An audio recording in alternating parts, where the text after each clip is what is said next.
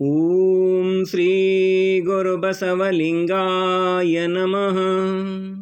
ಸಗಣಿಯ ಬೆನಕಂಗೆ ಸಂಪಿಗೆ ಎರಳಲ್ಲಿ ಪೂಜಿಸಿದರೆ ರಂಜನೆಯಲ್ಲದೆ ಗಂಜಳ ಬಿಡದಣ್ಣ.